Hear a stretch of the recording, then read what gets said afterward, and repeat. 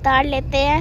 और विष्णु जी के कितने अवतार है और अब कौन सा अवतार है आएगा इस युग में? हाँ, इस युग में, कलयुग में। बेटा भगवान विष्णु के ना अब तक 9 अवतार हो चुके हैं, ठीक है। अच्छा तुझे एक ना इंटरेस्टिंग बात बताता हूँ। चार्ल्स डार्विन ने एक थ्योरी दी है ना, थ्योरी ऑफ एवोल्यूशन की 1859 के अंदर, ठीक है, दी थी। तो उन्होंने डार्विन ने क्या बताया है कि हमारा जो मानव जीवन की जो उत्पत्ति है ना, मानव जीवन कैसे बना, तो जैसे डार्विन ने बताया कि सबसे पहले ना जो भी जीवन है वो पानी के अंदर से स्टार्ट हुआ। अब अच्छा तू ना कंपेयर करना कि हमारे वेदाज और ग्रंथ में जो चीजें लिखी हुई हैं वो बहुत पहले से है, और डार्विन ने थ्योरी दी है अभी 150-160 साल पहले के आसपास, ठीक है। भगवान विष्णु का सबसे पहला जो अवतार था वो मत्स्य अवतार था।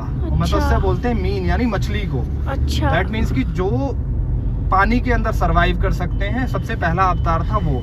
और थ्योरी ऑफ एवोल्यूशन भी यही कहती है कि जो सबसे पहले जीवन स्टार्ट हुआ था वो पानी के अंदर, अच्छा, ठीक है। और दूसरा अवतार भगवान विष्णु का हुआ था वो था कूर्म अवतार यानी कि कछुआ।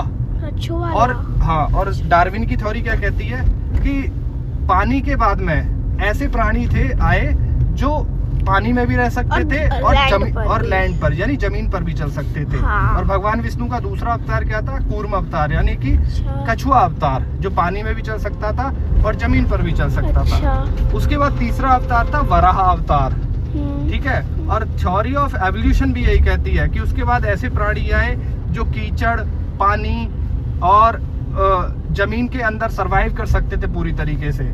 और तीसरा अवतार भी हमारा उसको मैच करता है। उसके बाद चौथा अवतार जो भगवान का आया था वो आया था नरसिंह अवतार।